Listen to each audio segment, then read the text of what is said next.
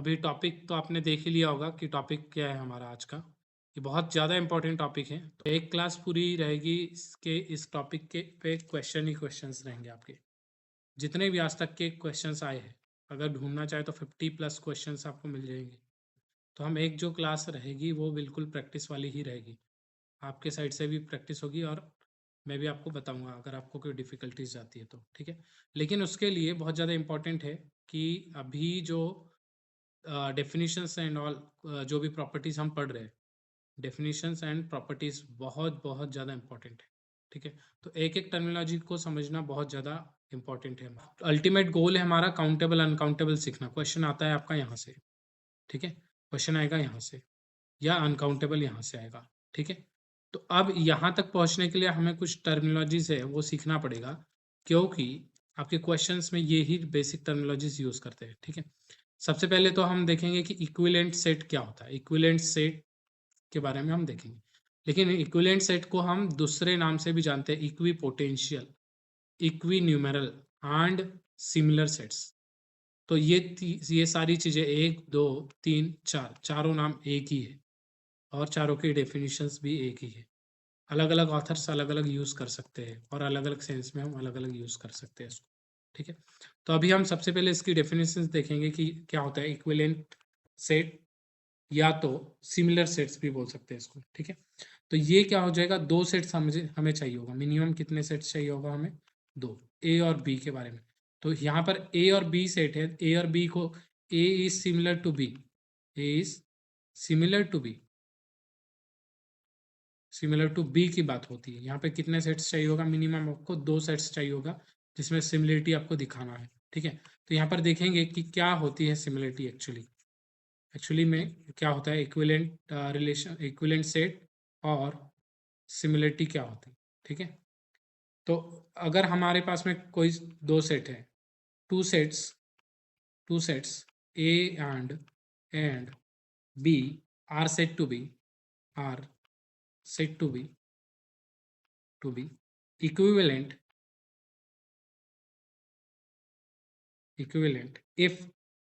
if there exist a bijection। ये बहुत ज़्यादा इंपॉर्टेंट है। बाइजेक्शन हमने लास्ट क्लास में देखा था, bijection between them, okay, between them. इसका मतलब क्या है, ए और बी इक्विवेलेंट कब होगा? A and B are equivalent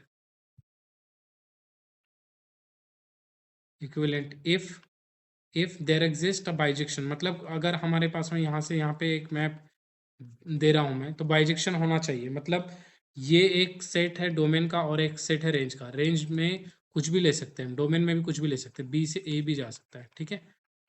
तो विदाउट लॉस ऑफ जनरलिटी हम क्या करेंगे, ए टू बी लेंगे, ठीक है। ए टू बी एक क्या है, मैप है। तो इसको हम इक्विवेलेंट कब बोलेंगे? Then A is said to B equivalent if first condition क्या हो जाएगा, एफ इज 1 1, एफ इज 1 1 होना चाहिए। सेकेंड कंडीशन क्या है, F should be onto, F is onto. अगर जो भी मैप ये यहाँ से ए से बी में सेटिस्फाई करेगा, तब हम क्या बोलेंगे, A is equivalent to B, equivalent to B. और किसके थ्रू हो जाएगा ये? Through F. यहाँ पर अगर हमें 2 सेट, कोई भी रेंडम सेट ले लिया हमने, एक ये ऐसा सेट ले लिया और दूसरा एक ऐसा सेट ले लिया, ए और बी। ए और बी के बीच में अगर हमारे पास में ऐसा मैप मिल गया जो कि 1 1 ऑन 2 है, ये यहाँ के ए बी सी 3 एलिमेंट है, ये कहाँ पर जा रहे हैं? 3 एलिमेंट पर जा रहे हैं। इस तरीके से 1 1 ऑन 2 अगर मैप हमें मिल गया, B is going to 2 and C is going to 3, इस तरीके से हमें कोई 1 1 ऑन 2 मैप मिल गया, तो हम क्या बोलेंगे, A is equivalent to be, ठीक है। और ए इज सिमिलर टू बी, ये भी बोलेंगे यहाँ पर, ठीक है। अब इसका नोटेशन देखेंगे कि नोटेशन क्या हो जाएगा। And we write and we write we write A is equivalent to B. ये जो सिमिलर वाला सिंबल आपने देखा होगा, स्कूल में भी हम पढ़ते हैं, ए इज सिमिलर टू बी बोलते हैं, ठीक है। तो यहाँ पर क्या हो जाएगा, ए इज इक्विवेलेंट टू बी हो जाएगा। तो जब भी आपको यहाँ से ये बोला जाए इस तरीके से, ए इज इक्विवेलेंट टू बी, इसका मतलब क्या हो जाएगा? इसका मतलब 2 चीज़ें होगी, 2 चीज़ें कंपल्सरीली होगी। देयर इज़ अ मैप, एक मैप ऐसा मिलेगा जो कि ए से बी के बीच में जाएगा, और वो क्या होगा, 1 1 होगा। और सेम मैप ऐसा मिलेगा जो 1 1 एंड ऑन टू हो जाएगा, 1 1 as well as onto हो जाएगा, तब ये क्या हो जाएगा, बाइसेक्शन हो जाएगा। और इस केस में हम क्या बोलते हैं, इक्विवेलेंट सेट बोलते हैं। अब यहाँ पर एक बहुत इंपॉर्टेंट पॉइंट ये है कि अगर कोई दो सेट से सिमिलर है, दो सेट सिमिलर है, तो उनकी जो कार्डिनलिटी होगी, कार्डिनलिटी क्या होता है, number of element in the set, is cardinality. Okay, यहाँ पर हम बोलेंगे if A and B are similar sets, then similar sets अगर है तो क्या बोलेंगे यहाँ पे, cardinality of A is equal to cardinality of B. In fact ये बहुत ज़्यादा इंपॉर्टेंट है, A and B are similar sets, then similar sets if and only if भी लगा सकते हैं, ये बहुत ज़्यादा इंपॉर्टेंट हो जाएगा आपके लिए। ठीक है, अभी देखना कैसे important. A and B are similar if and only if, यहाँ पे आप ये भी यूज कर सकते हैं, मतलब A is similar to B imply cardinality of A is equal to cardinality of B. और दूसरे रिवर्स तरीके से बोल सकते हैं कि कार्डिनलिटी ऑफ ए और कार्डिनलिटी ऑफ बी इक्वल है, तो क्या हो जाएगा, दोनों सिमिलर हो जाएंगे। ठीक है, किसी का माइक म्यूट नहीं है, म्यूट कर लिए। ठीक है, तो अभी हम यहाँ पर एक एग्जांपल देखते हैं, फिर इसमें और थोड़ा सा डिस्कस करेंगे। ठीक है, एक एग्जांपल अगर मेरे पास में है, कोई ए सेट है, ए सेट क्या है मेरा, 1 2 3 4 5 6, और बी सेट है आपका है 2 4 6 8 10 और 12। क्या ये ए और बी सिमिलर है क्या, can we say A and B are similar, A और बी सिमिलर है क्या अभी? तो यहाँ अगर हम डेफिनेशन से देखें, डेफिनेशन क्या बोलती है कि दो सेट को आप इक्विवेलेंट और सिमिलर कब बोलेंगे, जब आपके पास में एक मैप एग्जिस्ट कर रहा है जो कि कहाँ क्या है, 1 1 और ऑन टू है। ठीक है, तो क्या हमारे पास में कोई ऐसा एक मैप ढूंढ सकते हैं क्या आप, जो कि 1 1 हो और ऑन टू हो, जो कि ए से बी के बीच में, एफ ऐसा मैप है जो ए से बी के बीच में है और वो 1 1 भी हो और ऑन टू भी हो? ऐसा कौन सा मैप होगा, बताइए आप, मैपिंग बताइए कौन सी होगी ऐसी। बताइए मैपिंग क्या होगी। इसमें सारा खेल आपका जो है काउंटेबल अनकाउंटेबल में मैपिंग का है, हमेशा याद रखना। आप जो है क्वेश्चन भले ही याद रख लोगे कि N is what countable, Z is countable, Q is countable, R is uncountable और फाइनाइट सेट इज काउंटेबल, ये जो है ये आपका क्या है, ये तो आपको पता है, सभी को पता है, जेड काउंटेबल है, क्यू काउंटेबल है, सभी को पता है, लेकिन क्यों है, वाई, ये ज़्यादा इंपॉर्टेंट है आपके लिए। ठीक है, क्यों है, क्योंकि ये क्यों इंपॉर्टेंट हो जाता है आपके लिए, जेड हो जाता, क्यू हो जाता, ये क्यों इंपॉर्टेंट है, क्योंकि अब आपने अगर जेड और क्यू का कॉन्सेप्ट समझ लिया तो हो सकता है इससे रिलेटेड दूसरे भी क्वेश्चन पूछ ले, जेड क्रॉस जेड पूछ ले, क्रॉस क्यू पूछ ले, तब भी आपको आंसर पता होना चाहिए इसका कि क्या है, तब आपको कन्फ्यूजन नहीं होना। हो सकता है एग्जाम में कुछ और भी पूछ ले, एक ऐसा सेट बना के दे दे जो कि कुछ और है, यहाँ पर कुछ और सेट है। तो अगर आपको ये मैपिंग पता चल गई कि कैसे होगा, तो बहुत सारे क्वेश्चंस उसी से हो जाएंगे। अभी हमारा जो नॉलेज है वो बहुत लिमिटेड है, क्वेश्चंस भी हमारे पास है वो बहुत लिमिटेड है, आने वाले समय में हो सकता है आपके क्वेश्चंस का लेवल बढ़े। ठीक है, आप अगर 2010 का नेट का पेपर उठा के देखिए, 2010 12 15 का, तो आपको लगेगा कि बहुत ईजी क्वेश्चन है, लेकिन अभी बहुत डिफिकल्ट है। ऐसे ही आने वाले समय में भी होगा आपके साथ। तो आप जितना डेफिनेशन से समझेंगे, डेफिनेशन से प्रूफ के माध्यम से समझेंगे, उतना आपका कोई भी पैटर्न बन जाए वो आपको समझ आ जाएगा। ठीक है, तो अभी इसको क्या करेंगे, हमेशा ये जो काउंटेबल अनकाउंटेबल वाला जितना भी है पोर्शन, वो उसमें मैपिंग का ही है। अगर आपको मैपिंग मिल जा रही है यहाँ से वहाँ पहुँचाने के लिए, तो आपका हो जाएगा। तो ए से बी पर पहुँचाने के लिए ऐसी कौन सी मैपिंग है जो ए के सारे एलिमेंट को बी में, बी ए के सारे जो एलिमेंट्स है उसको बी में भेज दे, और साथ ही साथ वो क्या हो जाए, 1 1 भी हो जाए और ऑन टू भी हो जाए। ये सिंपल से एग्जांपल ले रहा हूँ मैं, उसके माध्यम से समझना है। ठीक है, 1 2 3 4 5 6, और यहाँ पे क्या है मेरा 2 4 6 8 10 और 12, इस तरीके से नंबर है। तो अगर मेरे को यहाँ पे हमें ये करना है, 1 2 पे जाएगा, 2 4 पर जाएगा, 3 6 पर जाएगा, इस तरीके से मैं आप कर दूंगी। जो भी पार्ट हम पढ़ेंगे, चाहे काउंटेबल हो अनकाउंटेबल हो कुछ भी हो, काउंटेबल और अनकाउंटेबल में क्या फ़र्क है वो आपको आज दिख जाएगा। ठीक है, कि क्या क्या फ़र्क होता है दोनों में। मैपिंग आपकी होना चाहिए 1 1 on 2 होना चाहिए, ठीक है, इस तरीके से। और बी क्या है आपका, ये है 2 4 6 8 10 और 12, इस तरीके से आपका बी है। अब एफ ऐसा लिया मैंने कि एफ ए से बी मैपिंग ऐसे ली जो कि F of X is equal to क्या हो रहा है, 2x हो रहा है। तो इस फंक्शन, ये जो फंक्शन है ये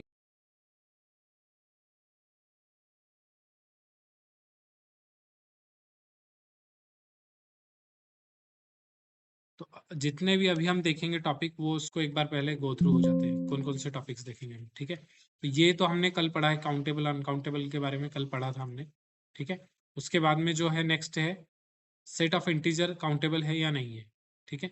सेट ऑफ इंटीजर्स जो है वो काउंटेबल है या नहीं है, तो उसको भी हमने देख लिया था एक मैपिंग के थ्रू कि मैपिंग हमें मिल जाएगी 1 1 on 2। इसके बाद में हम ये देखेंगे रेशनल्स काउंटेबल है या नहीं है, प्रॉपर्टीज देखेंगे। तो इसमें जो है प्रॉपर्टीज में आपको 8 से 10 से 12 ऐसी प्रॉपर्टीज है जो बहुत ज़्यादा इंपॉर्टेंट है, जिसकी वजह से आपके आधे से ज़्यादा जो प्रूफ है वो भी हो जाएंगे काउंटेबल अनकाउंटेबल के, ठीक है। तो अगर बेसिक प्रूफ्स आपको 2 3 4 प्रूफ्स आपको पता है तो आप बहुत सारे प्रूफ्स उससे डिराइव कर सकते हैं। फिर अनकाउंटेबल सेट क्या है, फिर कुछ एग्जांपल्स देखेंगे और सिंपल एग्जांपल्स दोनों के, काउंटेबल और अनकाउंटेबल के सिंपल एग्जांपल्स। उसके बाद में list of examples of countable set. फिर कार्डिनलिटी के अप्रोच से देखेंगे हम कि कार्डिनलिटी के अप्रोच से काउंटेबल और अनकाउंटेबल किस तरीके से हो जाएगा। जैसे अभी हम power set of natural number की बात करते हैं तो ये अनकाउंटेबल है, ये क्यों अनकाउंटेबल है ये अभी हम बाद में देखेंगे इसको, ठीक है। तो कार्डिनलिटी की हेल्प से भी काउंटेबल अनकाउंटेबल की अप्रोच हम देखेंगे और फिर डिफरेंट एग्जाम्पल्स लेंगे। ये एग्जाम्पल्स का एक ऐसा प्लान है कि इस एग्जाम्पल्स को 1 घंटे तक हम कम से कम एग्जाम्पल्स ही ले इसके जितने भी है, और साथ में साथ आपकी प्रैक्टिस हो जाएगी, ठीक है।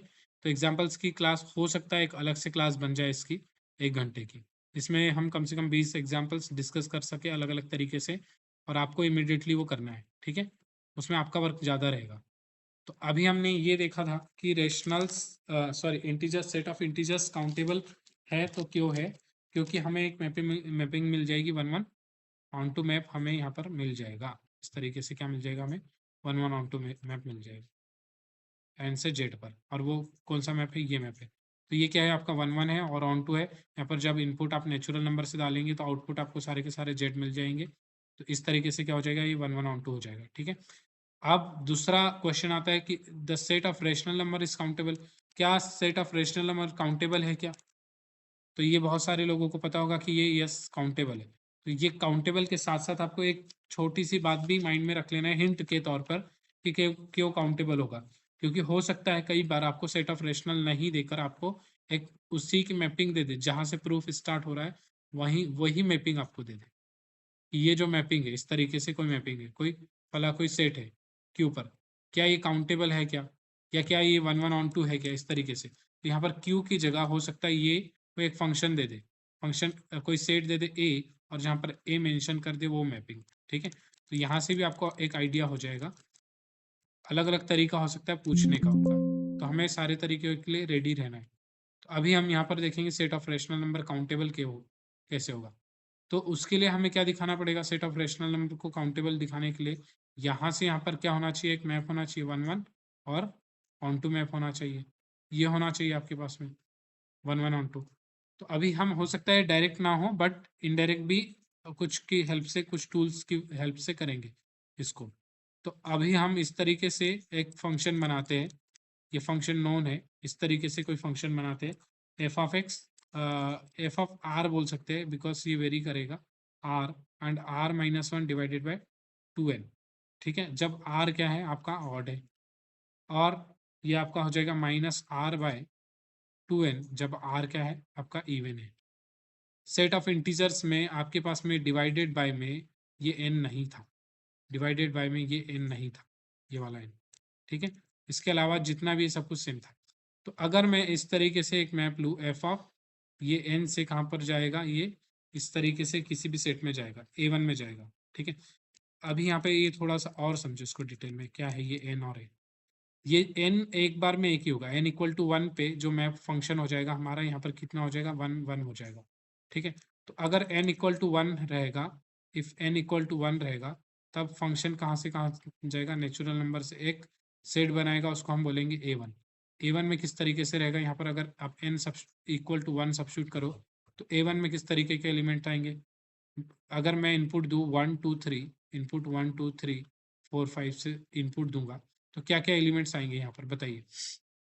ऑड पुट करेंगे यहाँ पर तो क्या क्या आ जाएगा, 1 3 5 पुट करेंगे तो कितना आएगा, 1 पुट करेंगे तो कितना आएगा 0, 3 करेंगे तो कितना आएगा, n इक्वल टू 1 के लिए 1 आ जाएगा। 3 हो गया, 5 पुट करेंगे तो कितना आएगा, 4 डिवाइडेड बाई 2 2 आ जाएगा। ठीक है, तो इस तरीके से आपके नंबर हो जाएंगे, मतलब ये इसको बोल सकते हैं 0 by 1, 1 by 1, 2 by 1, 3 by 1, 4 divided by 1 and so on.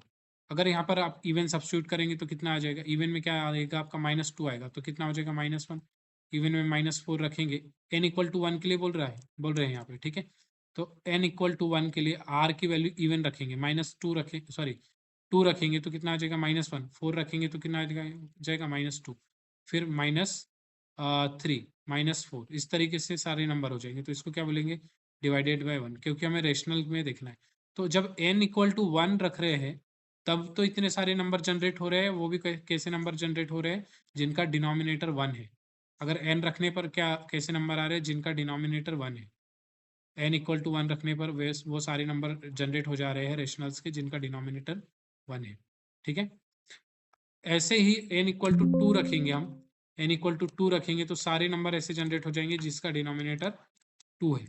ठीक है, तो इस तरीके से एक और मैप हो जाएगा हमारे पास में, f मैप हो जाएगा कहाँ से कहाँ तक, अगर n इक्वल टू 2 के लिए से ये हो जाएगा A2 पर। और A2 क्या है आपके, वो सारे नंबर अगर आप यहाँ पर जो भी r नंबर सब्स्टिट्यूट करेंगे तो ये सारे के सारे वो सब दे देगा जिसका डिनोमिनेटर 2 है। ठीक है, ये सब्स्टिट्यूट करेंगे आप, r इक्वल टू 1 करेंगे तो ये आएगा, r इक्वल टू 3 करेंगे तो ये आएगा, 5 करेंगे तो इस तरीके से अलग अलग आएगा। ठीक है, 2 divided by 2, 3 divided by 2 and so on. ऐसे ही -1 divided by 2, -2 divided by 2, -3 divided by 2 and so on. इससे क्या हो रहा है आपका, इससे हम ये देख रहे हैं कि डिफरेंट डिफरेंट मैपिंग मिल जा रही है। इसका मतलब क्या है, यहाँ पर चलिए यहाँ पर देखिए, आप यहाँ तक क्या था, n इक्वल टू 1 के लिए देखिए, क्या A1 काउंटेबल है क्या, यहाँ पर A1 को काउंटेबल बोल सकते हैं क्या, A1 को काउंटेबल बोल सकते हैं क्या, क्यों, क्योंकि ये जो f ऑफ r के थ्रू ये n के सारे a एलिमेंट के पे 1 1 जा रहा है, 1 1 भी है और ऑन टू भी है, क्योंकि A1 पर ओनली, नॉट कंप्लीट क्यू पर, A1 पर है तो A1 क्या हो जाएगा, काउंटेबल हो जाएगा। इसको एक हिंट की तरह ही लीजिए, हो सकता है आपको अगर यहाँ पे बहुत ज़्यादा याद नहीं हो पा रहा तो कोई बात नहीं, लेकिन हिंट की तरह लीजिए, अल्टीमेटली हम क्यू को क्या बोल देंगे, काउंटेबल बोल देंगे। ठीक है, और यहाँ से क्या हो जाएगा आपका सेकंड, अगर आपने n इक्वल टू 2 लिया तो A2 क्या हो जाएगा आपका, काउंटेबल हो जाएगा। अगर जिसको इसमें डाउट है तो अभी पूछ सकते हैं आप, इसमें फर्स्ट वाले में पूछिए अगर डाउट है तो, क्योंकि आगे आने वाली दो एग्जाम्पल्स और है, उनके भी प्रूफ्स की हिंट यहीं से आएगी। वहाँ हम कंप्लीटली नहीं लिखेंगे A1 क्या है A2 क्या है, ये नहीं लिखेंगे कंप्लीटली। ठीक है, तो अभी आप पूछ लीजिए तो मैं और भी कुछ अच्छे तरीके से आपको समझा दूंगा। सर मतलब है ना, अपना नेचुरल नंबर और इंटीजर्स ये अपने, और रेशनल नंबर ये अपने काउंटेबल में आते हैं, इरेशनल और रियल हाँ वो नंबर तो है मतलब मैम, कॉम्प्लेक्स नंबर। वो तो हर किसी को पता है। ये क्या हो जाएगा, काउंटेबल में जितने भी लिस्ट है आप जनरेट कर सकते हैं और अनकाउंटेबल की कर लेते हैं। ठीक है, लेकिन हमारी जो है अप्रोच जो शुरू से रही है वो हर चीज को समझ के करने की रही है, कि नेचुरल नंबर क्यों काउंटेबल है, क्यों जो रैशनल नंबर है वो क्यों काउंटेबल है, जेड है वो क्यों काउंटेबल है तो क्यों है, हमें ये देखना है सारी चीजें, इसका रीजन देखना है। अगर आपको ये रीजन पता चल गया तो हो सकता है इससे डिफिकल्ट इसी बेस पर कोई दूसरे एग्जांपल्स बना दे आपके इस तरीके से, या कुछ इस तरीके से बना दे, कुछ भी एग्जांपल्स आपके बना देंगे। ठीक है, अभी हमारी सोच क्या लिमिटेड है, एग्जांपल्स को सोच पाने के लिए भी मुश्किल है, लिमिटेड है, जितना हमने देखा है हम उतना ही सोच पाते हैं। लेकिन क्या होता है ना, हर साल एग्जाम का लेवल बढ़ता है, तो ये जो हम अभी पढ़ रहे हैं उसको इस तरीके से पढ़ रहे हैं कि आपके सारी की सारी चीज़ें क्लियर हो जाए। ये बुक की भाषा में मैं आपको बोल रहा हूँ, ये किसी शॉर्ट नोट्स की भाषा में नहीं है। ये जो है आप बुक के हिसाब से अगर आप पढ़ेंगे तो आपको हमेशा काम आएगा ये, चाहे कोई भी लेवल का एग्जाम हो, चाहे आप इसको कॉलेज में पढ़ाने के लिए जाए किसी क्लास में तो वहाँ भी आपको काम आ जाएगा ये सारा। ठीक है, तो अभी ये काउंटेबल क्यों है, क्योंकि मैंने एक मैप जनरेट कर लिया n से a1 पर, और वो मैप क्या है, F of R is equal to R minus one minus R divided by two, ये मैप है। ठीक है, ये जब आर ऑड है उसके लिए और आर क्या है, इवन है उसके लिए। अभी ये क्यों नहीं है, ये रेशनल नंबर नहीं है, लेकिन ये रेशनल नंबर का कुछ पार्ट है। ऐसे ही दूसरा एक और मैप जनरेट कर लूंगा जो n से कहाँ तक जाएगा, a2 पर जाएगा, और वो मैप क्या हो जाएगा, r F of R is equal to R minus one divided by two into two and minus R divided by two into two. N की वैल्यू टू रख दी हमने, आर ऑड है और यहाँ पर आर क्या है, इवन है। ठीक है, तो यहाँ पर a2 क्या है आपका, a2 वो है जिसका डिनोमिनेटर क्या है, डिनोमिनेटर क्या है, डिनोमिनेटर टू है, और न्यूमरेटर क्या है, न्यूमरेटर कुछ भी है, कोई भी इंटीजर है, कोई भी इंटीजर, इस तरीके से कर लिया। ठीक है, तो यहाँ पर फायदा क्या होगा, जब आप जितने भी वो करेंगे ना, जैसे a1 a2 a3 और सारे के सारे जितने भी आप वो लेंगे AIs और इनका यूनियन करेंगे तो आपको क्या मिल जाएगा, एक रेशनल नंबर मिल जाएगा। क्यों, क्योंकि a1 क्या है, वो सारा वो है रेशनल नंबर जिसका डिनोमिनेटर वन है। ये क्या है, a2 है जिसका डिनोमिनेटर टू है। a3 क्या है जिसका डिनोमिनेटर थ्री। यहाँ पे कोई भी नंबर हो सकता है, ऊपर में कोई भी इंटीजर भी हो सकता है, कोई भी इंटीजर हो सकता है, पॉजिटिव नेगेटिव। इस तरीके से जब आप करेंगे A N and so on करेंगे, ठीक है, तो ये क्या हो जाएगा, आपका सारा का सारा क्या दे देगा, क्यू दे देगा।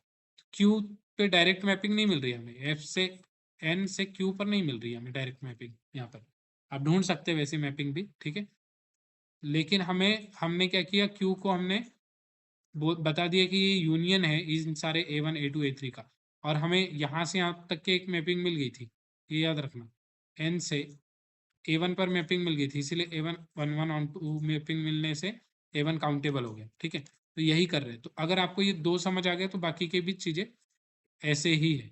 अगर आपको A1 पे मैपिंग समझ आ गई है और A2 पर भी मैपिंग समझ आ गई है, A2 क्या है आपका, ये है, A2 क्या है आपका, ये है, और इस तरीके से हम चलते जाएंगे, कंटिन्यू करेंगे, तो हमें क्या मिल जाएगा, हर एक A1 A2 A3 काउंटेबल मिल जाएगा, उसका यूनियन करेंगे तो क्या आ जाएगा आपका, Q आ जाएगा।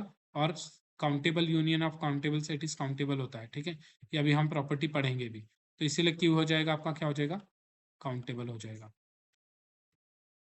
ठीक है, तो क्यू काउंटेबल है क्योंकि एक मैपिंग हमें मिल रही है, सीधा है इसका आंसर। ठीक है, आप इसको डायरेक्ट एज अ रिजल्ट भी याद रख सकते हैं, या तो जिसको अगर लॉजिक से समझना है उसके लिए यहाँ पे लॉजिक भी दिया है। ठीक है, तो क्यू हमारा क्या है, काउंटेबल है। इसी तरीके से हम बाकी और भी एग्जांपल्स देख सकते हैं। बाकी एग्जांपल्स हम देख लेंगे कुछ और भी। क्यू काउंटेबल का हमने देख लिया, और उसके अलावा हम बोल सकते हैं कि Q plus is countable. Q plus कोई भी नंबर है, या तो हम एन क्रॉस एन के लिए, मैं आपको डायरेक्ट मैपिंग बता दे रहा हूँ, आपने वो देख लेना। ठीक है, मैपिंग बता दे रहा हूँ, पहले तो रिजल्ट लिख रहा हूँ, फिर मैपिंग बता दे रहा हूँ आपको, फिर इस पर ऑपरेशन करते रहना। और अगर जिसको इसमें मतलब इंटरेस्ट हो वो डिटेल में इसको देखे, और फिर हम इस पर एक क्लास रख लेंगे। ठीक है, ए एन नहीं, पहले तो एग्जाम्पल हम लिखेंगे, फिर उसके बाद मैपिंग लिखेंगे। एक एग्जाम्पल और है, तीसरा थर्ड पॉइंट हम बोल सकते हैं कि Q plus is countable. Q plus is countable, ये क्यों काउंटेबल है, क्योंकि अगर मैं इस तरीके से एक मैप लूंगा, F is a mapping from N से और ए से एन पर, A N is equal to this, और जहां पर ए एन क्या है, ए एन आपका इस तरीके से आई डिवाइडेड बाय एन। ओके, और आई क्या है आपका, कोई भी इंटीजर है, इस तरीके से, सॉरी आई क्या है आपका, नेचुरल नंबर है, इस तरीके से ए एन है। तो मैपिंग क्या हो जाएगी आपकी, मैपिंग हो जाएगी F of I is mapping हो जाएगी आपकी F of I divided by N is equal to I. इस मैपिंग के थ्रू ये क्या हो जाएगा, वन वन ऑन टू, ये वन वन हो जाएगा, ये ऑन टू हो जाएगा। इसी बेसिस पे हम बोल सकते हैं कि क्यू प्लस इज काउंटेबल। इसको हम एक प्रॉपर्टी के थ्रू भी देखेंगे, तो बहुत बड़ी बात नहीं है, इसको याद रखना। ठीक है, याद तो आप रख सकते हैं as a result, but logic आपको पता होना चाहिए। ठीक है, नेक्स्ट उसके देखेंगे हम फोर्थ वन। फोर्थ है कि अगर आपको बोला कि n क्रॉस n को प्रूव करो काउंटेबल है, काउंटेबल है, ये प्रूफ करना है, तो यहाँ से n क्रॉस n के लिए भी हम क्या देखेंगे, एक मैप देखेंगे। अच्छा यहाँ पर एक ऊपर में ये बात ध्यान रखिए, यहाँ पर ये अभी कंप्लीट नहीं हुआ, ए से एन लिया आपने, तो यूनियन जब करेंगे ना, हर एक ए एन क्या है, काउंटेबल है,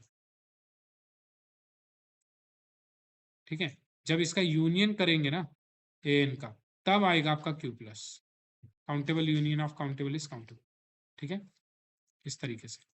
तो यहाँ पर अगर आपको एन से एन काउंटेबल देखना है, एन क्रॉस एन काउंटेबल देखना है, तो क्या हो जाएगा, ए एन से एक मैप लेंगे, एन नेचुरल नंबर तक मैप लेंगे, और वो क्या हो जाएगा आपका F of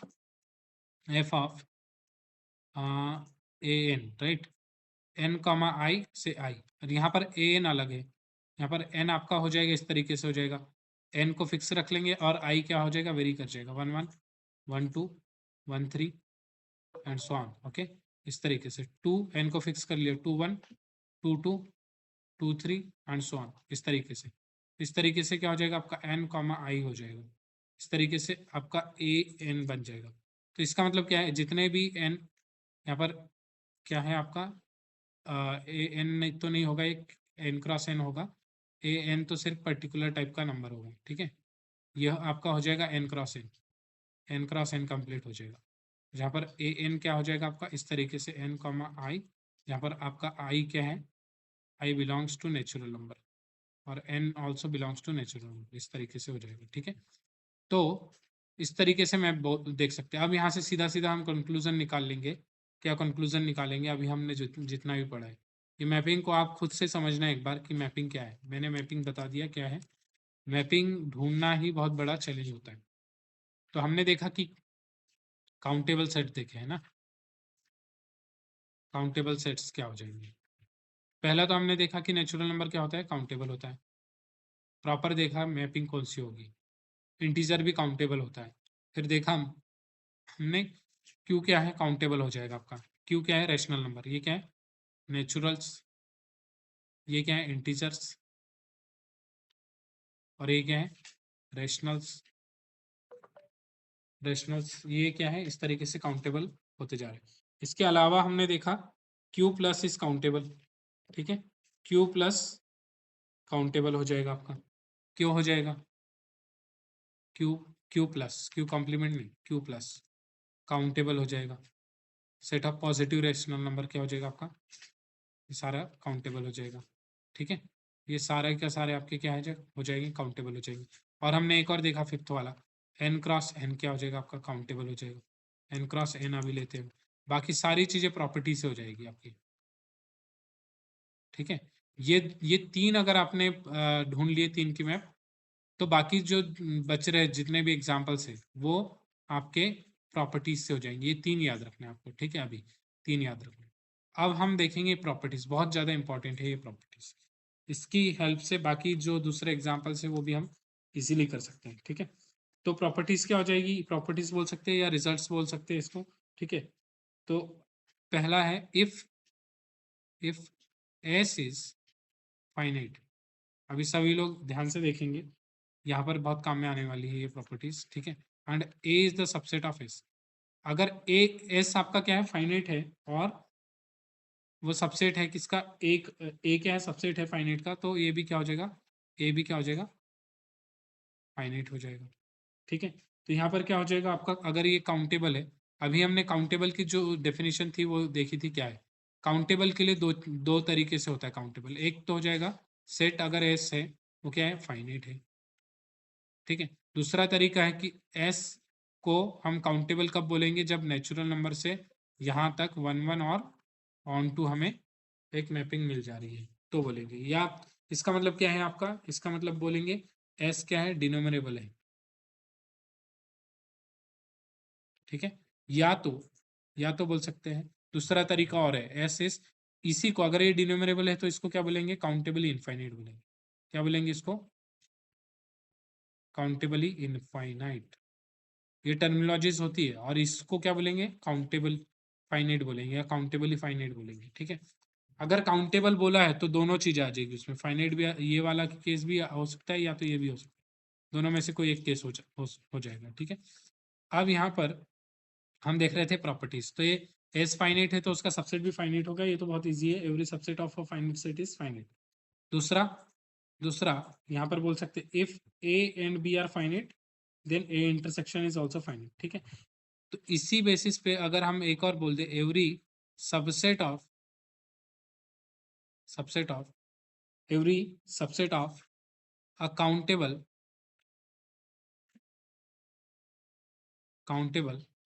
set is countable। ये याद रखना, अगर आपका सब कोई भी सबसेट है, अगर बोल सकते हैं यहाँ पर या तो if that is if B is countable, है। ठीक है, एंड ए क्या है आपका, कोई सबसेट है, किसका है, बी का सबसेट है, तो यहाँ से आप डायरेक्ट ए को बोलेंगे ए इज काउंटेबल।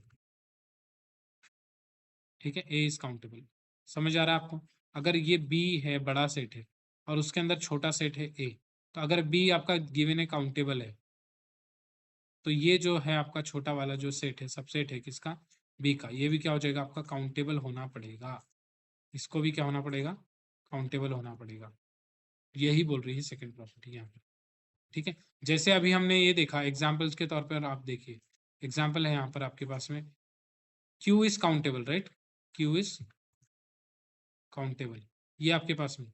तो आप ये बताइए क्यू प्लस, क्यू माइनस, और या तो इस तरीके से बोल सकते हैं, कुछ और भी बोल सकते हैं, सेट ऑफ नेचुरल नंबर, और हाँ, क्या ये काउंटेबल होगा क्या, क्यू प्लस काउंटेबल होगा क्या?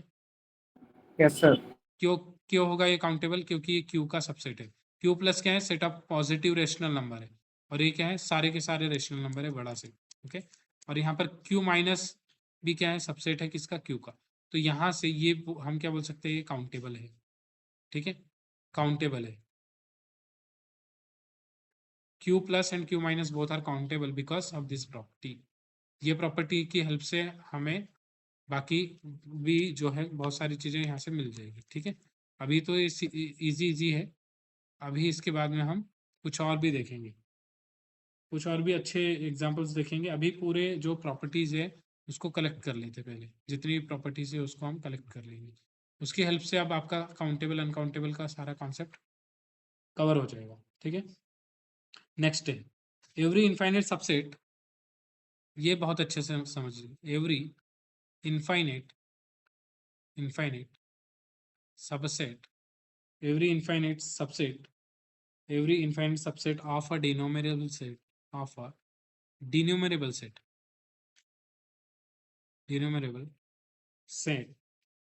is denumerable। इसका मतलब समझिए क्या है, every infinite subset of a denumerable set is denumerable. इसका मतलब क्या है, ये आपका डिनोमरेबल सेट है, ए क्या आपका डिनोमरेबल है, कैसा है ये, डिनोमरेबल का मतलब क्या है, ये आपका काउंटेबल है। ठीक है, बट काउंटेबल में भी कैसा, इनफाइनाइटली काउंटेबल है। ऐसा सेट जो कि इनफाइनाइट मतलब जिसमें कि फाइनाइट से ज़्यादा element of number of element finite नहीं हो और वो काउंटेबल हो जाए, तो ऐसे को क्या बोलेंगे हम, इनफाइनाइटली काउंटेबल बोलेंगे या डिनोमरेबल बोलेंगे, एक ही बात है। तो जो इसका सबसेट होगा वो क्या होगा बताएंगे आप? जो अगर मान लीजिए इसका सबसेट है, तो इसके सबसेट के बारे में मैं क्या बोल सकता हूँ, क्या होगा ये बताइए, क्या होगा इसका सबसेट? क्या इसको काउंटेबल बोल सकता हूँ या नहीं बोल सकता हूँ, बताइए। काउंटेबल 100% ये काउंटेबल होगा क्या, बताइए।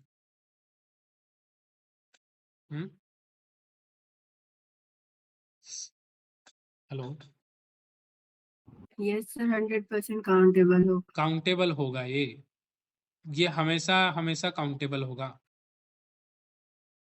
ठीक है, तो इसका मतलब क्या है, अगर आपका कोई बड़ा सेट है या वो किसी भी तरीके से काउंटेबल है, चाहे वो फाइनाइट के तरीके से है या इनफाइनाइट तरीके से है, तो इसका जो सबसेट होगा वो काउंटेबल हमेशा के लिए ही होगा, हमेशा हमेशा के लिए काउंटेबल होगा ये। ठीक है, तो यहाँ पर हम इसको बोल सर एज सकते हैं, काउंटेबली इनफाइनाइट भी कह सकते हैं हम।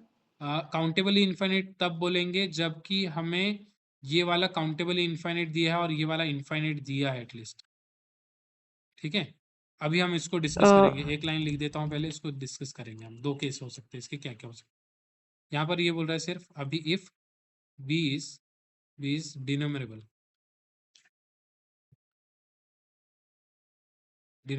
And A is the subset of B.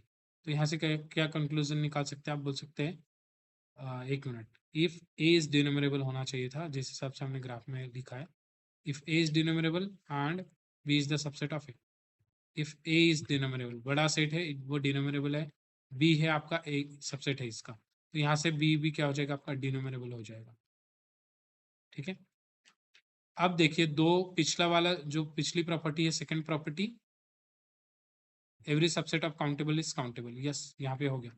अब जो पिछली प्रॉपर्टी है उसमें दो केस आपके बन सकते हैं. ठीक है, पिछली प्रॉपर्टी और ये वाली प्रॉपर्टी को दोनों को मिला देंगे.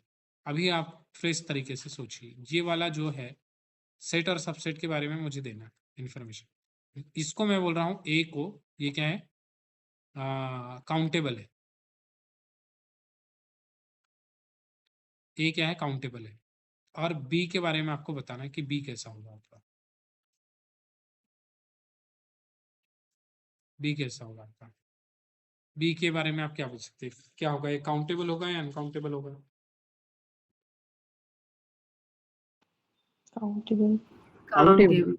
काउंटेबल होगा. ठीक है, तो यहाँ पर दो केसेस हो सकते हैं आपके ए के. ए क्या हो सकता है आपका, फाइनाइट हो सकता है, या तो ए क्या हो सकता है, इनफाइनाइट हो सकता है. ठीक है, तो फाइनाइट, अगर ए फाइनाइट है तो बी भी क्या हो जाएगा, फाइनाइट होने की वजह से काउंटेबल हो जाएगा आपका.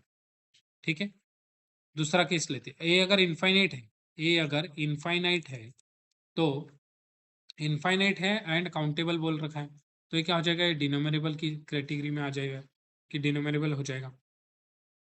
तो हमने यहाँ से देखा कि जो बी है वो सबसेट किसका है, डिनोमिनेबल सेट. सेट का जो सबसेट होता है वो भी डिनोमिनेबल होता है. यहाँ से बी भी क्या हो जाएगा, बी के पास में भी अभी दो पॉसिबिलिटी है. ए के पास में अगर इनफाइनाइट है तो बी के पास में अब दो पॉसिबिलिटी हो सकती है. बी या तो फाइनाइट हो सकता है, बी या तो इनफाइनाइट हो सकता है. पहले दो पॉसिबिलिटी नहीं थी, ये याद रखना. अगर ए फाइनाइट है तो बी को फाइनाइट होना ही होना पड़ेगा. ठीक है, अब यहाँ पर ए अगर इनफाइनाइट है तो बी के पास में दो पॉसिबिलिटी है. एक तो बी क्या हो सकता है, फाइनाइट हो सकता है, और एक क्या हो सकता है, इनफाइनाइट हो सकता है. तो फाइनाइट के केस में तो क्या हो जाएगा, ये काउंटेबल हो जाएगा.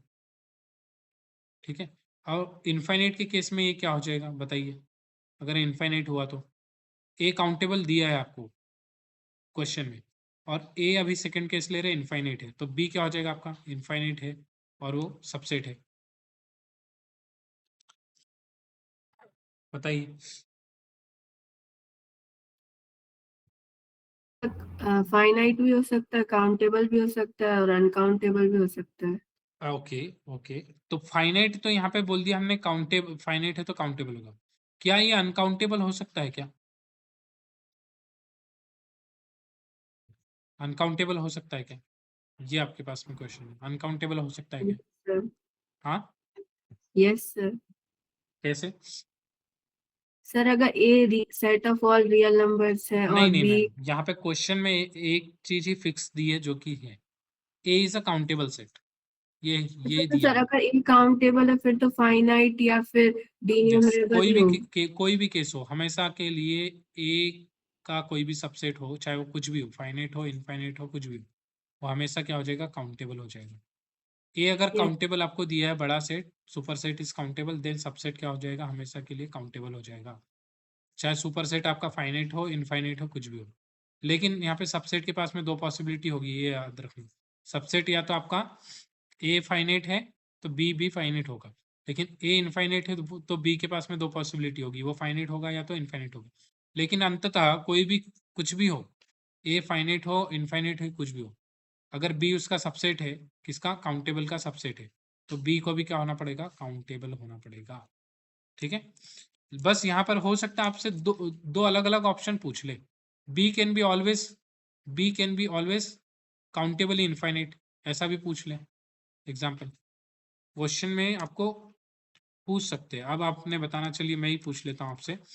अगर ए काउंटेबल है, आपका ए के बारे में और कुछ इन्फॉर्मेशन दी भी नहीं है उसमें, सिर्फ इतनी दी, A is countable, A is countable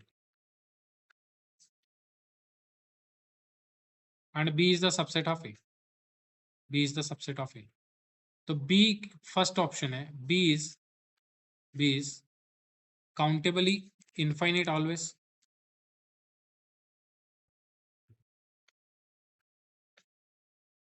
infinite always, ये बहुत ज्यादा इंपॉर्टेंट, ऑलवेज बोल दिया है, ठीक है। B can be, B can be, B is, बोल सकते बी कैन बी इनफाइनाइट, और बोल सकते हैं अनकाउंटेबल भी बोल सकते, कुछ भी बोल सकते। B cannot be finite भी बोल सकते हैं, इस तरीके से कुछ भी बोले। तो क्या यहाँ पर, और तीसरा ऑप्शन बोल दिया कि B can be countable infinite, इसी कैन बी काउंटेबली इनफाइनाइट। अब इसमें से बताइए कौन सा ऑप्शन सही है और कौन सा गलत है। मल्टीपल भी हो सकते हैं आपके, ठीक है। एक फर्स्ट सही है या गलत है, आप बताइए। सर फर्स्ट गलत है सर, फर्स्ट गलत है, क्यों? बी फाइनाइट भी हो सकता है सर। ये वाला गलत हो जाएगा क्योंकि यहाँ पर ऑलवेज बोल रखा है। ये ऑलवेज का केस जो है वो वहीं पे खत्म हो जाएगा जब अगर इसको हम फाइनाइट ले लें, ठीक है। ए इज काउंटेबल का मतलब क्या है, कुछ भी हो सकता है, दैट डजंट मैटर, इनफाइनाइट भी हो सकता है, फाइनाइट भी हो सकता है। लेकिन बी क्या है, सबसेट है, तो बी के पास में दो पॉसिबिलिटी है। बी के पास में एक तो फाइनाइट होगा या तो इनफाइनाइट होगा, ठीक है। अब यहाँ पे बोला है बी इज काउंटेबली इनफाइनाइट, तो ये काउंटेबली इनफाइनाइट तो तब होगा जब बी श्योर है कि 100% ये इनफाइनाइट है, तभी काउंटेबल इनफाइनाइट। लेकिन फाइनाइट अगर जैसे ही हो गया, हो सकता है बी फाइनाइट भी हो, तो ये वाला केस तो नहीं आएगा मेरे पास में, फर्स्ट केस नहीं आएगा। काउंटेबली इनफाइनाइट ऑलवेज नहीं हो सकता, कभी हो सकता है कभी नहीं भी हो सकता, ठीक है। सेकेंड वाला बताइए, B cannot be finite, ये भी गलत है, क्यों? क्योंकि बी फाइनाइट हो भी सकता है, नहीं भी हो सकता है, ठीक है। और अगर ऐसा बोल दिया बी इज ऑलवेज फाइनाइट, तो भी वो भी गलत हो जाएगा, ठीक है। Third, B can be countably infinite, कौन सा सही है आपका? तीसरा ये सही है, सही गलत है? हाँ, सर थर्ड सही सही है। है सर। तीसरा वाला सही हो जाएगा, क्योंकि काउंटेबल इनफाइनाइट कैन भी बोला है, ये हो भी सकता है, काउंटेबल इनफाइनाइट नहीं भी हो सकता, ठीक है। तो ये इस केस में तो फाइनाइट हो जाएगा, इस केस में क्या हो जाएगा, काउंटेबली इनफाइनाइट हो जाएगा इस केस में। मीन और सर हाँ, डिन्यूमरेबल, हाँ, इनफाइनाइट केस में डिन्यूमरेबल बोल सकते हैं सर बिल्कुल। हाँ, ये भी बोल सकते हैं डिनोमिनेबल, टर्मिनोलॉजी एक ही है, डिनोमिनेबल या तो इन्यूमरेबल, अलग अलग ऑथर अलग अलग चीजें यूज करते हैं। काउंटेबल इनफाइनाइट भी बोल सकते हैं इसको, डिनोमिनेबल भी बोल सकते हैं और इन्यूमरेबल भी बोल सकते हैं, किस केस में, जब ये इनफाइनाइट हो जाएगा उस केस में, ठीक है। इनफाइनाइट के केस में इसको बोल सकते हैं। समझ आया आपको अभी? ठीक है। तो अभी हम देखेंगे, ये तो होगी ये चीजें। अभी प्रॉपर्टीज पे अभी चल रहे हैं हम, प्रॉपर्टीज तो खत्म करना है पहले। तीन तीन ही प्रॉपर्टीज हो पाई है अभी तक, ठीक है। थर्ड प्रॉपर्टी थी, फोर्थ प्रॉपर्टी हम देखेंगे। प्रॉपर्टीज को भी बहुत अच्छे से समझ के आपको चलना है, ऐसा नहीं कि जो दिया है वो बस एक्सेप्ट कर लिया और आगे बढ़ गए। उसको जब तक इस तरीके से आप एनालिसिस नहीं करोगे आपको याद नहीं रहेगा। अब फोर्थ देखिए क्या है, if A and B are countable sets, then A intersection B is also countable.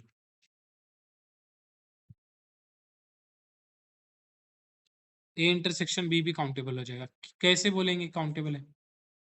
क्योंकि हमें पता है A इंटरसेक्शन B हमेशा क्या होता है, या तो A का सबसेट हो जाएगा, या तो A के अंदर आ जाएगा, या तो B के अंदर आ जाएगा, ठीक है ना। A इंटरसेक्शन B किसके अंदर आएगा, या तो A के का सबसेट हो जाएगा या B का हो जाएगा। जैसे ये है आपका A और ये है आपका B, ये जो पोर्शन है वो A इंटरसेक्शन B है। तो ये हमने देखा कि ये किसका सबसेट है, या तो A का है या तो ये B का है। अब ये बड़ा वाला जो सेट है आपका, सुपर सेट है, वो क्या है, काउंटेबल है। अगर यही काउंटेबल है, ठीक है, तो जो सबसेट है उसका वो भी क्या हो जाएगा, काउंटेबल हो जाएगा, ये भी काउंटेबल है। तो यहाँ से A इंटरसेक्शन भी क्या हो जाएगा आपका, काउंटेबल हो जाएगा, ठीक है। ये हो गया फिफ्थ। इसमें क्या आप बोल सकते हैं यूनियन काउंटेबल होगा क्या? यूनियन, अगर ए काउंटेबल है, if A and B are countable,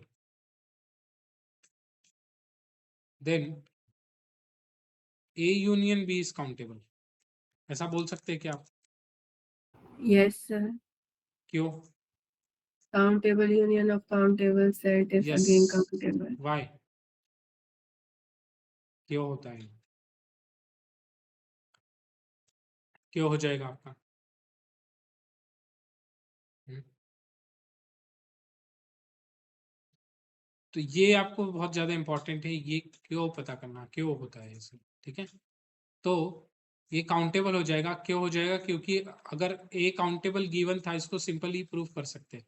A countable given था तो एक नेचुरल नंबर से यहाँ पर मैपिंग मिल जाएगी आपको 1 1 ऑन 2, यहाँ पे भी मिल जाएगी आपको 1 1 ऑन 2, ठीक है? 1 1 ऑन 2 मिल जाएगी मैपिंग, ठीक है? तो यहाँ पर 1 1 ऑन 2 का मतलब क्या है? इसमें कोई नंबर एलिमेंट्स होंगे आपके, ऐसे होंगे A1 A2 से लेकर AN और सो ऑन। बी में भी ऐसे होंगे एलिमेंट B1 B2 B3 से सो ऑन। जब आप इसका यूनियन करेंगे ना, यूनियन करेंगे तो एक आपको एक नई मैपिंग मिलेगी। एक नई मैपिंग कैसे मिलेगी? जो दो अलग अलग कंडीशन के हिसाब से मैप करेगी। एक ऐसे कि जब इनपुट डालोगे तो ए के एलिमेंट पे मैप करेगी, दूसरा इनपुट डालेंगे तो अलग टाइप के इनपुट डालेंगे तो बी पर मैप करेगी, और दोनों 1 1 ऑन 2 हो जाएगी, ठीक है? कि आपको सिर्फ एक हिंट दिया, ठीक है, कि प्रूफ ऐसे हो जाएगा इसका। तो इस तरीके से कोई मैपिंग मिल जाएगी जिसकी वजह से हम इसको बोल सकते हैं यूनियन को 1 1 ऑन 2 है, ठीक है? इसी वजह से हम बोलेंगे यूनियन को 1 1 और ऑन 2 हो जाएगा ये, ठीक है? अब ये हो गया आपका, यूनियन भी बोल सकते हैं 1 1 ऑन 2 है। इसको एज अ प्रॉपर्टी याद रख लो, उसका पीछे का लॉजिक वही है मैपिंग वाला, ठीक है? हमेशा मैपिंग आपकी यूजफुल होगी, और या तो फिर सबसेट वाली डेफिनेशन भी यूजफुल हो जाएगी। फिर नेक्स्ट बोल सकते हैं कि इनफैक्ट जो दो का नहीं, यहाँ पर कितने थे? ओके, एक और बोल सकते हैं इफ, और ये बोल सकते हैं finite union of, finite number of union ले लिया मैंने यहाँ पर, तो कितने? दो एलिमेंट्स का यूनियन लिया था तो काउंटेबल हो गया। Finite union of countable set is countable. इसका मतलब क्या है? इसका मतलब है मेरे पास में अगर A1 A2 A3 से लेकर कितने AM तक क्या है, सारे क्या है? काउंटेबल है। तो इनका जो यूनियन करेंगे ना, ये भी काउंटेबल हो जाएगा। फाइनाइट यूनियन बोला है, ठीक है? एक से ज़्यादा भी, दो से ज़्यादा सेट का भी अगर यूनियन लेंगे ना, तो ये भी क्या हो जाएगा? आपका काउंटेबल हो जाएगा। ये भी क्या हो जाएगा? काउंटेबल हो जाएगा। नेक्स्ट प्रॉपर्टी क्या बोलेगी? नेक्स्ट प्रॉपर्टी है कि इसी को हम एक्सटेंड कर सकते हैं क्या? और जो लास्ट प्रॉपर्टी थी उसको हम एक्सटेंड और कर सकते हैं क्या? इसको बोल सकते हैं द यूनियन ऑफ डिनोमिनेबल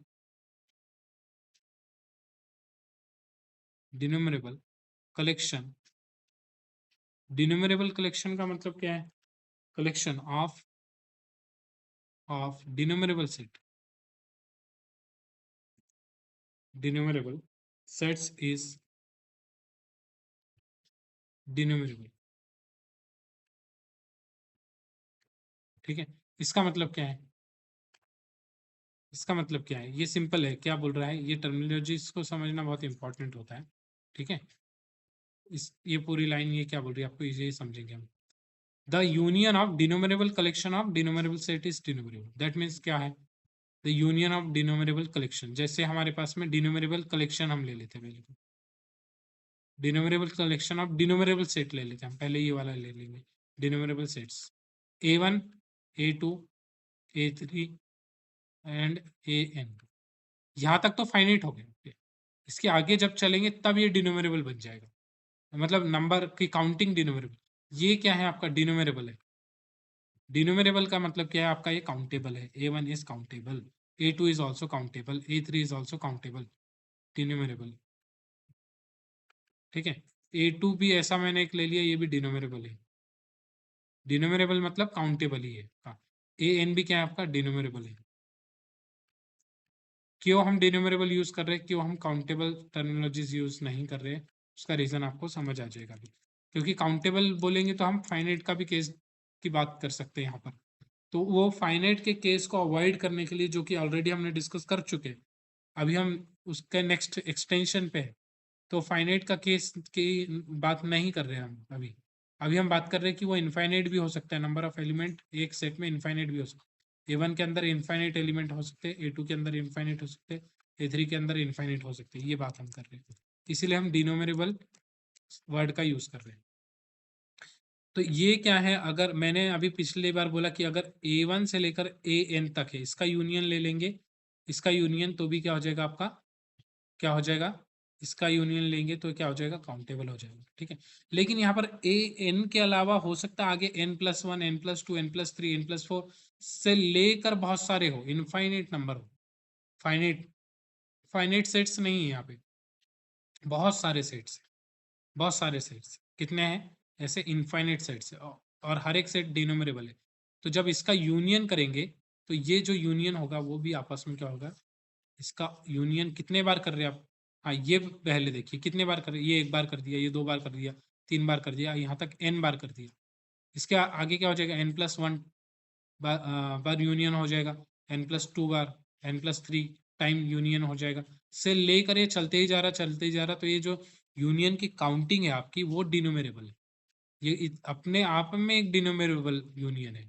मतलब ये जो यूनियन आप जितने बार ले रहे हैं ना, वो आपका फाइनाइट नंबर टाइम नहीं है, ये infinite number time of union ले लिया आपने, लेकिन एक सीक्वेंस में लिया आपने, उसको सीक्वेंस में लिया। ये एक बार यूनियन, 2 बार यूनियन हो गया, 3 बार यूनियन हो गया, एम हो गया, उसके आगे भी चलते जा रहे हैं। तो यहाँ पर एन जो आई बिलोंग्स टू नेचुरल नंबर है आपका, तो क्या हो जाएगा यहाँ पर, डिनोमिनेबल हो जाएगा। और इसमें जो यूनियन किसका ले रहे हैं हम, यूनियन जिन सेट्स का ले रहे हैं वो सेट खुद भी एक डिनोमिनेबल है। डिनोमिनेबल मतलब वो इनफाइनाइट है और काउंटेबल भी है, AI इस तरीके से। तो इसका मतलब क्या हो जाएगा, इसका मतलब है A1 union A2 union A3 से लेकर ये कहाँ तक जाएगा, बहुत सारे इनफाइनाइट तक जाएगा। तो ये खुद भी अपने आप में क्या हो जाएगा, काउंटेबल हो जाएगा, काउंटेबल हो जाएगा। अभी आप देखिए यहाँ पर गिवन क्या था और हमने कंक्लूजन क्या निकाला। ठीक है, हमें गिवन था, रेंडमली गिवन था, A1 is countable, A2 is countable, A3 is countable, A4 is countable, and so on are countable. Then what we can say about this, A1 union A2 union A3 union A4 union A, इसके बारे में आपका क्या विचार है, ये बोला है यहाँ पर। ठीक है, तो अगर हमें A1 A2 A3 AN दिया है और इस तरीके से कोई उसका यूनियन की फॉर्म में लिख रहा है, तो इसके यूनियन को भी क्या बोलेंगे आप, इसके यूनियन को भी आप क्या बोलेंगे, डिनोमिनेबल बोलेंगे। ठीक है, काउंटेबल तो हो जाएगा ये बाय डिफॉल्ट, लेकिन इसको और स्पेसिफाई करके बोलना है तो आप क्या बोलेंगे, इसको डिनोमिनेबल बोलेंगे। इसको क्या बोलेंगे, और भी स्पेसिफाई करके बोलेंगे तो हो जाएगा आपका डिनोमिनेबल। समझ आया आपके, समझ आया ये आपके। इसीलिए हम बोलते हैं इसलिए हम इस तरीके से बोल सकते हैं। ओके, एक सेट बनाता हूँ अभी, वो डिनोमिनेबल होगा क्या बताना। ठीक है, A1 इस तरीके से है, A1 में आपका क्या है, सिर्फ 1 है, A2 में आपका क्या है, 1 के साथ 2 भी है, A3 में आपका 1 के साथ में 2 3 भी है। ठीक है, A4 में आपका 1 2 3 4 भी है, से लेकर ये चलते जा रहा है। अब इसका यूनियन करूंगा, A1 union A2 union A3 union A4 and so on चलते जा रहा है। तो A1 तो हमारा काउंटेबल है, A2 भी काउंटेबल है, A3 भी क्या है, काउंटेबल है, A4 भी क्या है, काउंटेबल। इसके बारे में आप क्या बोलेंगे, ये काउंटेबल है या नहीं है?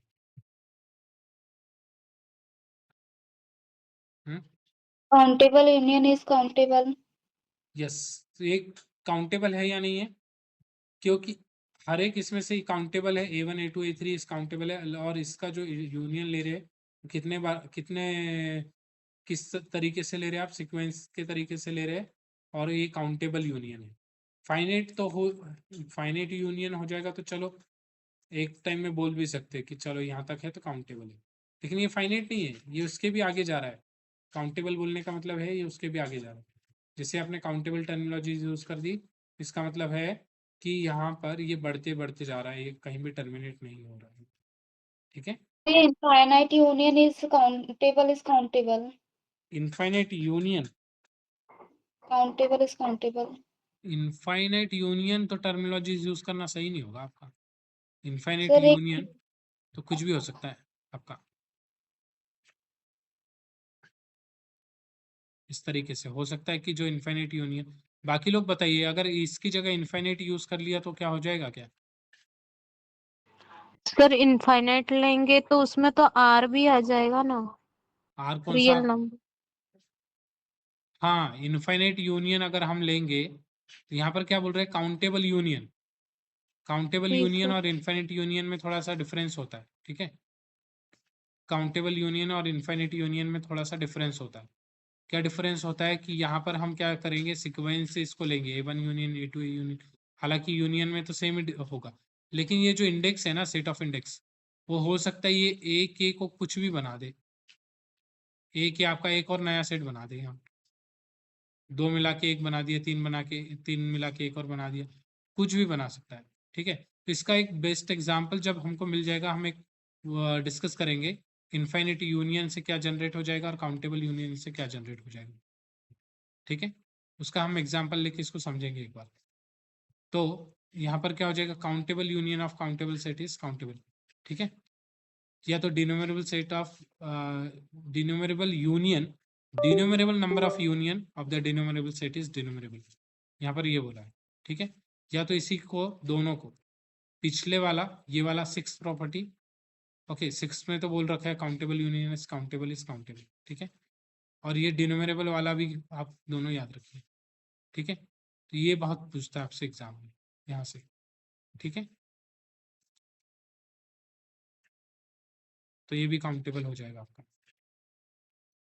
ठीक, नेक्स्ट एक और प्रॉपर्टी हम देख लेते हैं, union of finite set and countable set. ये क्या हो जाएगा आपका, इस काउंटेबल हो जाएगा। ठीक है, काउंटेबल हो जाएगा, ये इजी है आपका। कोई फाइनाइट सेट और उसका और काउंटेबल सेट का दोनों का यूनियन ले लिया तो हो जाएगा countable. Next is finite product of countable is countable. इसका मतलब क्या है जी? So union of finite set and denumerable set हाँ is countable. हाँ मैम, काउंटेबल हो जाएगा। जैसे फाइनाइट सेट मैंने ले लिया 1 2 3 4 ले लिया, और ये ले लिया मैंने 100 तक। नहीं सर, जैसे मतलब मैंने बस ये बोला कि यहाँ finite set and countable set लिखा है ना, तो उसको रिप्लेस करके काउंटेबल या फिर यहाँ काउंटेबल की जगह डिनोमिनेबल। हो जाएगा मैम, हो जाएगा मैम। अगर ये फाइनाइट सेट है और ये क्या है आपका डिनोमिनेबल सेट है, तो ये भी क्या हो जाएगा आपका, डिनोमिनेबल हो जाएगा। ठीक है, डिनोमिनेबल हो जाएगा ये। ठीक है, या तो इसको बोल सकते हैं काउंटेबल हो जाएगा आपका। ठीक है, तो यहाँ पर अगर देखा जाए तो एग्जाम्पल देख लो सीधा सीधा। आपका ये है 1 से लेकर 100 तक एक फाइनाइट सेट है। ठीक है, उसके बाद में 1 से लेकर यहाँ तक क्या है, फाइनाइट सेट है। और ये आपका क्या है, एक काउंटेबल, ये मान लीजिए नेचुरल नंबर, तो दोनों का यूनियन क्या आएगा, अंततः नेचुरल नंबर ही आएगा। और ये क्या है, आप इसको डिनोमिनेबल भी बोल सकते हैं, और डिनोमिनेबल जैसे हो जाएगा वैसे क्या हो जाएगा, काउंटेबल हो जाएगा। ठीक है, डिनोमिनेबल क्या है, एक्चुअली स्पेशल टाइप के काउंटेबल सेट है। ऐसे काउंटेबल सेट जिसमें एलिमेंट फाइनाइट नहीं है, नंबर ऑफ एलिमेंट अगर देखा जाए तो फाइनाइट नहीं है, वही डिनोमिनेबल होता है। ठीक है, next finite product of countable set is countable. Finite product of countable set is countable. यहाँ पर बहुत ज़्यादा इंपॉर्टेंट पॉइंट है फाइनाइट। अगर इनफाइनाइट नंबर ऑफ टाइम ले लिया आपने तो नहीं होगा। जैसे n cross n natural number, ये क्या है आपका, काउंटेबल है। ठीक है, आपने ले लिया z is countable, another z is also countable, third z is also countable, up to z ले लिया आपने यहाँ तक। कितने टाइम ले लिया, ये m टाइम ले लिया आपने, कितने टाइम ले लिया, m टाइम्स, तो ये क्या हो जाएगा आपका, काउंटेबल हो जाएगा। तो आप जैसे प्रोडक्ट भी लेंगे ना, कितने टाइम लेना है आपको, फाइनाइट टाइम लेना है, काउंटेबल हो जाएगा। यहाँ पर एक बात ये याद रखना, यूनियन के केस में फाइनाइट जरूरी नहीं है। जैसे आप बोलोगे कि ए आई ले लिया मैंने, आई इज इक्वल टू 1 से 100 तक ले लिया, तब तो ये काउंटेबल हो ही जाएगा। इनफैक्ट ये आप 100 नहीं लेके अपर लिमिट को हटा भी दीजिए ना, इस तरीके से अपर लिमिट को आप हटा भी देंगे ना ऊपर वाली, तो भी ये क्या हो जाएगा, काउंटेबल हो जाएगा आपका। ठीक है, काउंटेबल हो जाएगा आपका।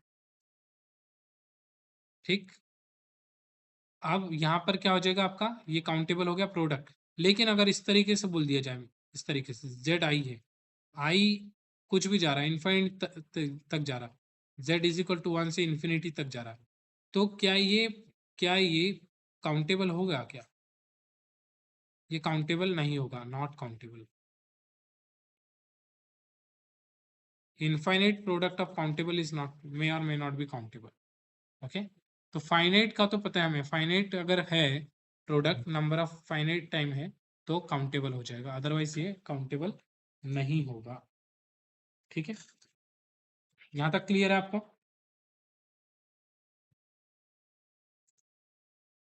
फाइनाइट प्रोडक्ट के लिए आपको क्या होना पड़ेगा, अपर लिमिट यहाँ पर फाइनाइट तक होना पड़ेगा, फाइनाइट नंबर होना पड़ेगा। सर अगर काउंटेबल सेट को इनफाइनाइट टाइम प्रोडक्ट करेंगे तो ये अनकाउंटेबल कैसे हो जाएगा? अनकाउंटेबल का तो अभी नहीं पता मैम, लेकिन ये काउंटेबल नहीं होगा, काउंटेबल जी। ये नहीं होगा। आप अगर इस तरीके से ले लिया जाए, N cross N cross N cross N, बहुत सारा ले लिया जाए, हो सकता है इनफाइनाइट प्रोडक्ट जेड का ले लिया जाए, तो काउंटेबल नहीं होगा। ये यही बोला है यहाँ पर कि जो अगर ये फाइनाइट टाइम तो आप ले लेंगे तो हो जाएगा, लेकिन इनफाइनाइट टाइम अगर आप लेंगे तो शायद हो भी सकता है और नहीं भी हो सकता है, कोई गारंटी नहीं है। ठीक है, तो अभी यहाँ पर हम बोल सकते हैं कि मे और मे नॉट भी काउंटेबल भी बोल सकते हैं इसको जब तक हम प्रूफ नहीं कर लेते तब तक इसको श्योरिटी के साथ अभी नहीं लिखते हम।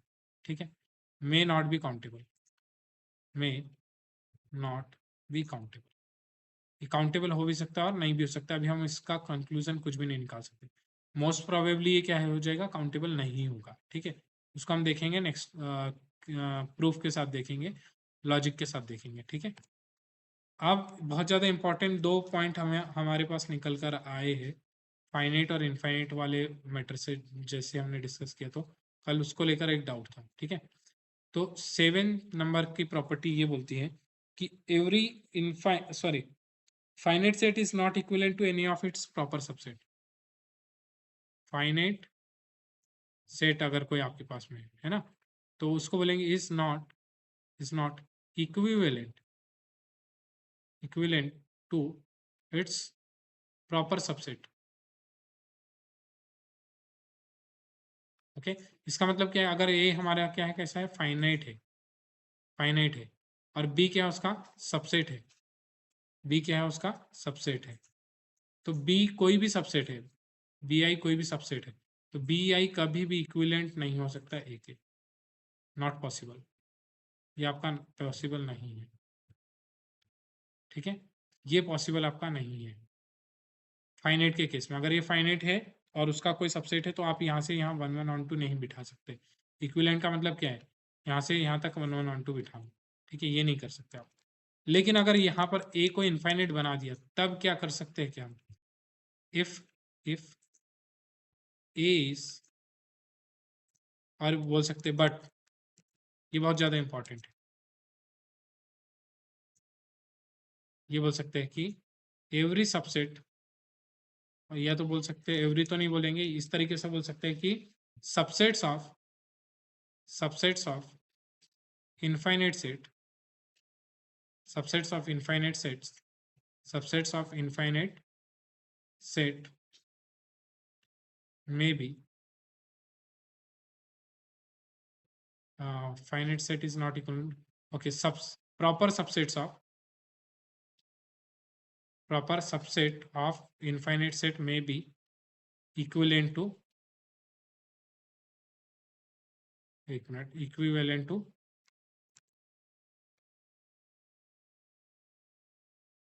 Equivalent to its superset.